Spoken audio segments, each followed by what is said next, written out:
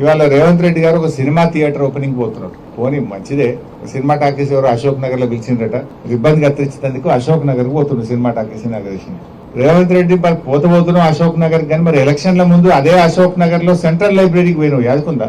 నువ్వు రాహుల్ గాంధీ కలిసి అశోక్ నగర్ లో ఆ సినిమా టాకీస్ పక్కకే సెంట్రల్ లైబ్రరీ ఉంటది. అక్కడ మెట్ల మీద కూర్చొని బిడ్డ మాకు గవర్నమెంట్ వచ్చేటట్టు చేయి, మా గవర్నమెంట్ వస్తే కాంగ్రెస్ ప్రభుత్వం రాగానే 2 లక్షల ఉద్యోగాలు ఒకటే ఏడాది ఇస్తా అని మాట ఇచ్చేచ్చు. నువ్వు మరొక్కసారి పోయిరారా అందాక సినిమా టాకీస్ రిబ్బన్ కత్తిరించినాక ఒక్కసారి అశోక్ నగర్ సెంట్రల్ లైబ్రరీకి పోయిరారాదు? పోయి ఏం చేసినావో, వాళ్ళకి ఇచ్చిన మాట ఏందో ఒక్కసారి మాట్లాడు.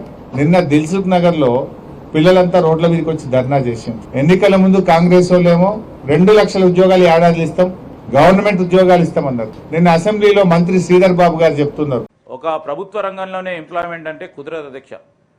గవర్నమెంట్ ఉద్యోగాలు ఏడుంటాయి బై, ప్రైవేట్ లో నౌకరు చేసుకోపోయి అందరికి గవర్నమెంట్ ఉద్యోగాలు ఇచ్చి సాధ్యమవుతుందా? ఇది కాదు అని చేతులు ఎత్తేసాడు.